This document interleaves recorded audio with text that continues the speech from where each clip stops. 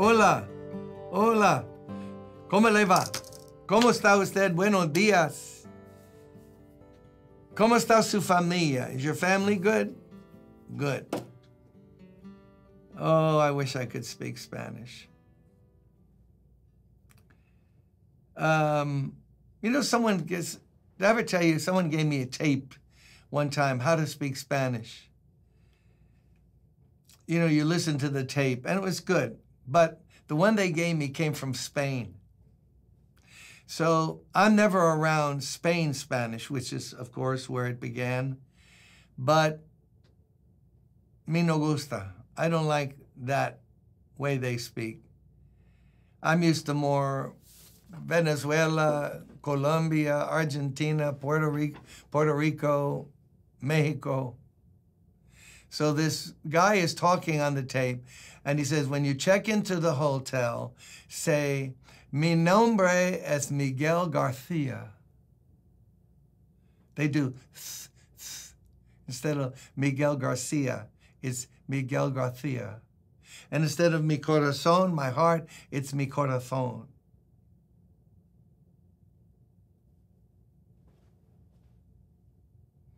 And I couldn't do the tapes because I didn't want to be picking up that accent. So what accent do I have? None, because I can't speak it. But what I can speak is Psalm 74. A maskil of Asaph.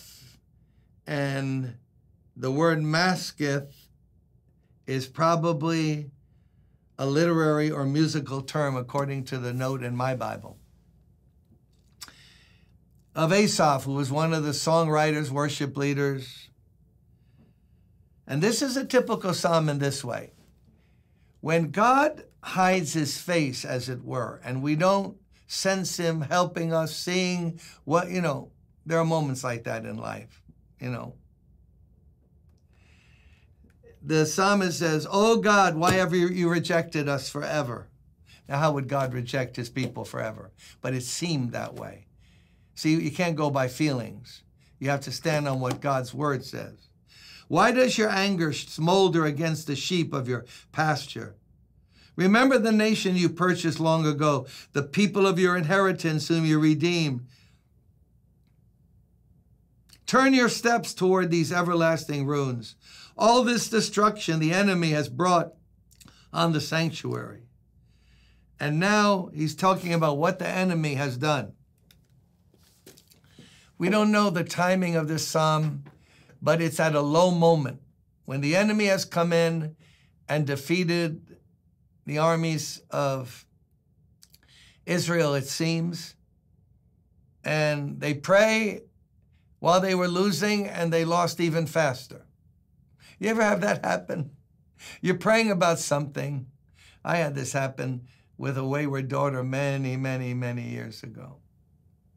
Like, she was not in a good place. And I really began to pray and fast and pray. She got worse.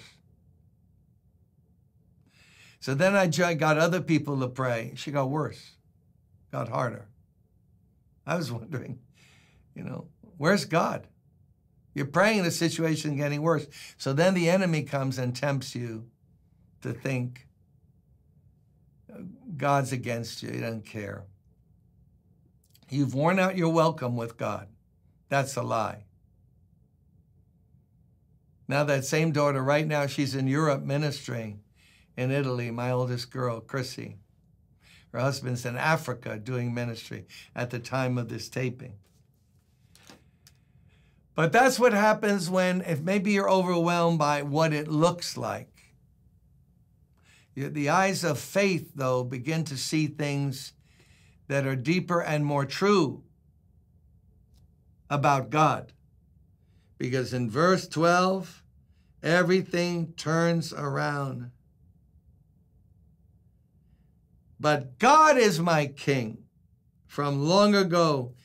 He brings salvation on the earth. It was you who split open the sea by your power. He's going back to their coming out of Egypt and the Red Sea crossing. You broke the heads of the monster in the waters. And later on, this verse is what I want to bring out to you. Verse 16. The day is yours, and yours also the night. You made, verse 17, both summer and winter. So God, he does two things here that help us. He looks back to past interventions by God. No, but God, you're our king. When we were coming out of Egypt, you brought us. I know, but that's hundreds of years ago. But that's the same God. You get it? What's God done for you in your life? I've had to do this many times. I look back when my faith is being attacked, and I remember things that God did, and I speak about them, and I testify about them, and now the wheels of faith start turning, and I remember his promises, and there's a flip here. There's a switch turned on. He goes from why, look, to but my God is on the throne. Come on, that's what I'm talking about. Now, the day is yours and also the night. The day here can speak symbolically of where we seek with clarity and we feel safer and we know where we're going. Now the night comes. Remember, this is a time when the only light that they knew was fire. No electricity. There had to be something burning to provide light. So the night spoke of threats, the arrow that flies by night, sudden attacks. But God is the God of the day, and God is the God of the night. He protects during the day, he protects during the night.